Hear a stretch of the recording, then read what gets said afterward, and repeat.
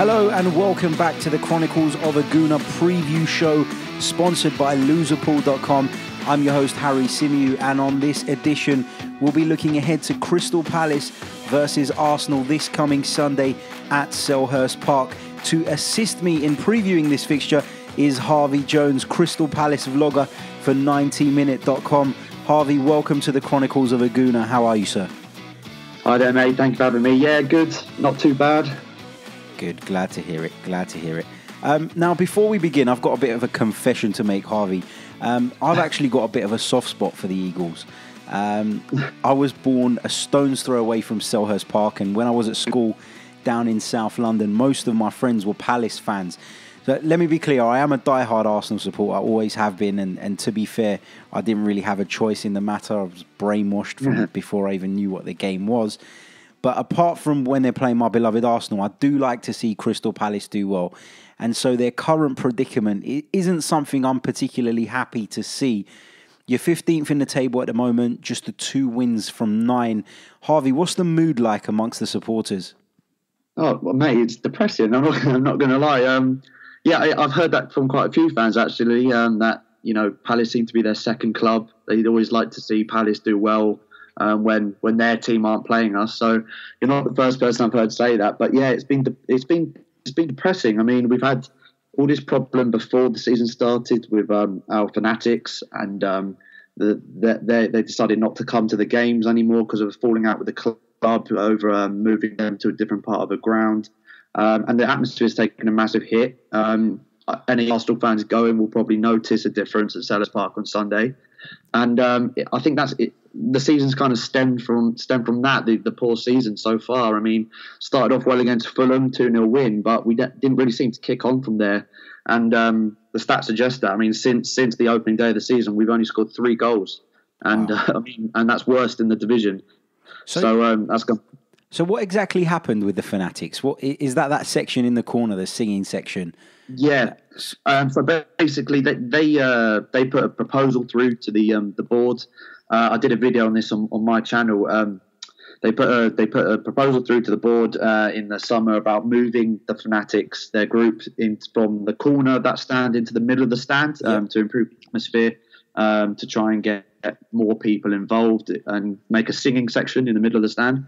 The problem was it was too soon to move them for the start of this season, and apparently there were promises that the club made to the fanatics that weren't kept. And cut a long story short, they decided not to come to the games because they felt they were poorly treated by the club. Okay. Since then, things have been sorted, but they're still not coming to the games at the moment. So it's really the atmosphere isn't as bad as you may think, but for our sort of standards, we're not very happy with it. Yeah, no, that's understandable. How can people find this video on your channel? What's your channel? Where can we search it and check it out? Yeah. So my channel is Red and Blue Site YT. Pretty easy to spot. I've just passed 1,000 subscribers, so I'm in a very good state of mind over it at the moment. But yeah, it's all on there, and I've done small videos discussing how all of that's progressed as well. So it's been updated quite regularly, the fanatic situation. We're hoping it can just be resolved and we can kick on with the season, because at the moment it's looking like it's affecting the players, which is the last thing you want to happen. Yeah, of course. And that's brilliant. Congratulations on the 1,000 subscribers, and I'll definitely be checking it out after we finish here. Is there still a trust in what Roy Hodgson is trying to do down there? Because I was fortunate enough to attend one of his press conferences last season. I think it was before the Spurs game. And he struck me as really smart, pragmatic. You could tell he's got a wealth of experience. And from an outside perspective, I think that you guys are in good hands. Would you agree? Oh, I couldn't agree more on most of those points. I mean, especially with the press conferences, and what he says in front of the camera is exactly what you want to hear as a Palace fan. We've had years of Alan Pardew and managers like this talking absolute rubbish and trying to make excuses, but he says it how it is. He doesn't get too carried away, which we love. The problem was our last game against Everton, obviously a defeat 2-0, quite a hard one to take. It's the first time I've heard after a game on Twitter and on YouTube, things like that, fans starting to question whether Hodgson should be with us anymore. It's the first time I've heard people suggest he should get sacked. Personally, I don't think he should. I think last season alone, was an absolutely incredible achievement for him and the club. To what he did was amazing. How we managed to stay up from the worst start to a Premier League season ever. Yeah.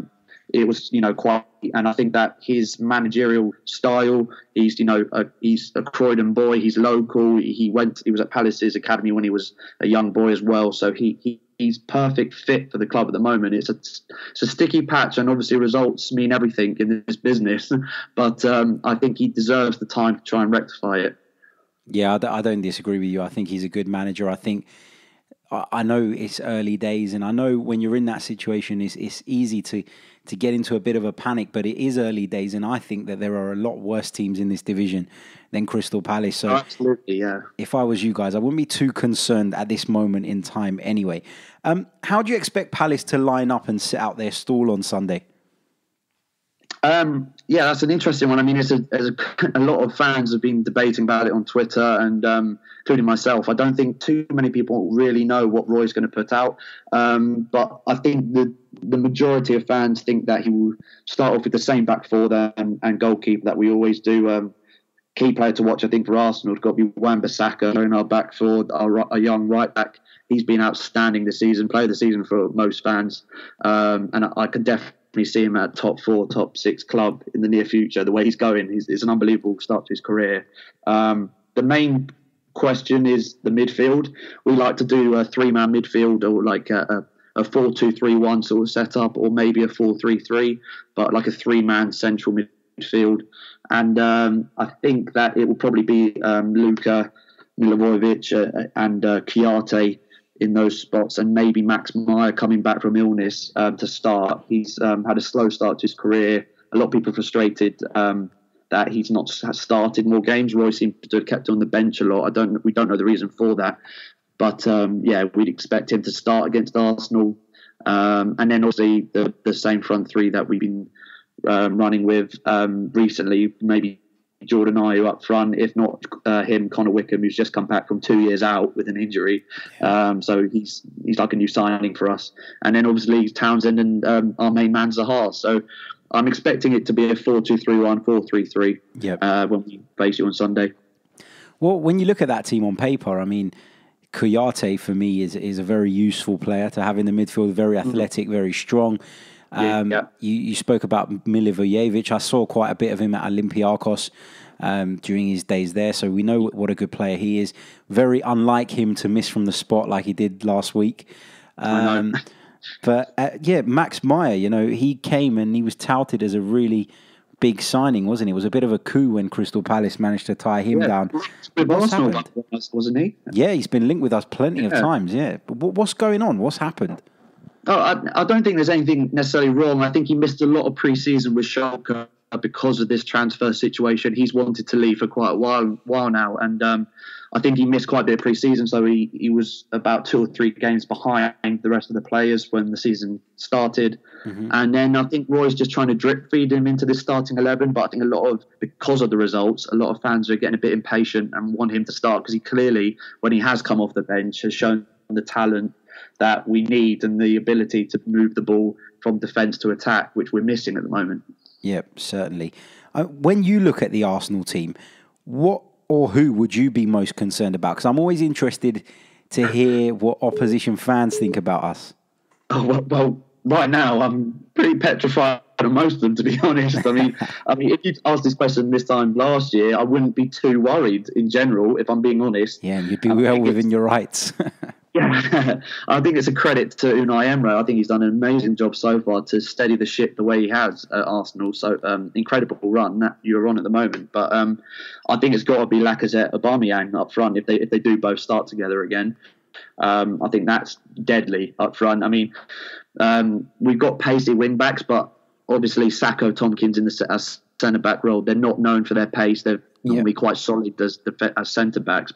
But if you get in behind them, there's no chance. So I'm very worried about them up front. And Ozil, if he does anything like he did against Leicester against us, we could be in for a thumping. So any of those front three for me. Yeah, No, he was immense the other night. I think if I had to guess, I would say that Lacazette will probably start rather than Aubameyang. I think Aubameyang might come from the bench again because he did play this evening. Because we were recording just after the Sporting Lisbon game. So Aubameyang did play the game. Lacazette came on as a very late substitute. So I'd imagine that he's in the forefront of Emery's mind to take up that centre-forward position on Sunday. So, but we'll have to see because it's been almost impossible to predict Unai Emery's lineup so far. He keeps changing it, which is not necessarily a bad thing because it's working, but it's just very... That's right. It's 11 on the spin now. I think the entire Premier League is probably aware by now that we tend to start games slowly. That was the case again this evening out in Lisbon. Do you think that'll be something that Roy will be looking to expose? Oh, yeah, absolutely. I mean, I think one of the main things that fans have been upset about so far at the way we've started this season has probably been how slow we've been in terms of trying to move the ball forward. We seem to lack creativity in the final third. We're so dependent on Zaha that when he has a poor game, we have a poor game, and that it shouldn't be like that. So for me, I think when Palace play at our best, it's when we're pressing from the front. First minute, we're on any opposition player, trying to get the ball forward quickly to the wingers, getting crosses in, taking on defenders one-on-one. That's when we're most threatening and when the crowd picks up. Obviously, it's an early kickoff on a Sunday, so it's not going to be the best of atmospheres at any ground, I think, an early kickoff on a Sunday. Not all time to kick off. I think if you cast your mind back to the 3-0 Palace a few years ago against Arsenal, I think we've got to try and replicate that sort of performance, pressing from the front, putting you under pressure, don't let you have any time on the ball. If we let you have time on the ball, players like Ozil are just going to rip us apart. Yeah, if he turns up again, hopefully he does. I've been defending him quite heavily this week. Very good point. Yeah, and I mean, on Love Sport Radio this week, I got absolutely pelted when I said he should be given the captain's armband. So hopefully he doesn't drop. That's right. Hopefully he doesn't drop me in it after all of that. Before I give you mine, what's your prediction for Sunday's game? I want to be optimistic, I really do, but we're entering a very tricky run of games now. After you, we've got Chelsea, Spurs and United as our next 3 games, so it's horrendous running that we've got coming up. Very much could be, we could well be 0 points out of the next 4 games, and the way you're playing, I could see you extending your run to 12 games in a row. So I'm going to go, as much as I want to say a draw and snatch a point out of you guys, I can't see it at the moment. I hope Palace can change my mind, but as long as we get a goal on the board against Arsenal, get our first home goal of the season, we're still waiting for that. I'd be happy with that. Wow. Okay, I didn't realise that you hadn't scored at home yet this season. No goals yet, no win at home either. So a 3-1 or something like that, as long as we don't get hammered, we show more ambition to go forward and a bit more passion. I think fans will take that. Okay, I'm going to go for a 2-0 Arsenal win. I'm maybe being a bit bold predicting Arsenal to keep a clean sheet, but one can hope, I guess, from week to week. I'm always waiting for it. Doesn't seem to be coming, but hopefully, we get that as well, and we can build and move forward. Harvey, thank you very, very much for joining me, and hopefully we can get you on to preview the return fixture in April. Do you Absolutely. Good stuff. We're looking forward to it. Now, do you want to let our listeners know how they can follow you and keep up with your vlogs and basically what you do? Yeah, cool. So I do vlogs for 90 Min, as you said at the start. So 90 Min's YouTube channel, it's literally just 90 Min, and you can see all the Palace stuff on there. I do my own vlogs on my own channel and a lot of Palace and football-based content, but obviously being a Palace fan, it's mostly Palace stuff. So if you are interested in that, it's Red and Blue Site YT on YouTube, Red and Blue Site on Twitter as well, Harvey John Jones Instagram, stuff like that, all the good stuff. So yeah, if you are interested in any other Palace-related content or stuff, then that's where you go and look. Good stuff. And I'll definitely be checking it out, and I'm sure some of our listeners will too. Thank you, particularly interested in that whole fanatics debate, because we don't really have fanatics, but we have those sort of debates between the club and the fans quite often, so it'd be nice. And all that whole situation, so yeah, be sure to check that out. Great stuff, will do. Harvey, thank you once again, and we'll speak again very soon, I'm sure. Thank you very much, mate. Thank you.